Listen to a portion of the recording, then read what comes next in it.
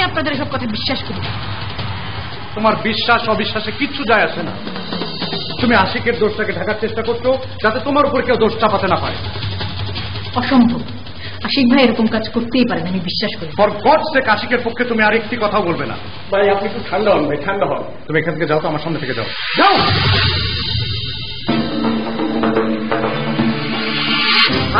আপনি এখানে মরে এক ফির অর্ডার দেন।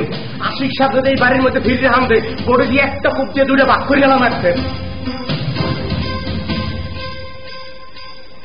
আশিককে আমি আমার নিজের হাতে খুন করব। চলো রিমান্ড বসে। ওখানে গেলে আমি অ্যারেস্ট হয়ে যাব। অ্যারেস্ট হলে তো ভালোই হয়।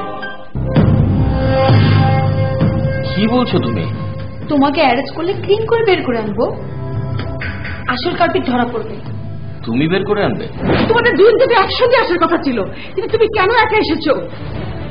একটা কারণে ও রাগ করে এখানে চলে এসেছে। আমি তো ভেবেছি ও এখানে এসেছে। এখানে তো আসেনি। সত্যি করে বলো, কি করেছো তুমি? মা প্লিজ আপনি একটু শান্ত হন। আরে কি করে শান্ত হবো বৌমা?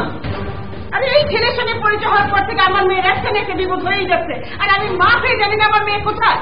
বলো কোথায় রেখে তোমার মেয়েকে?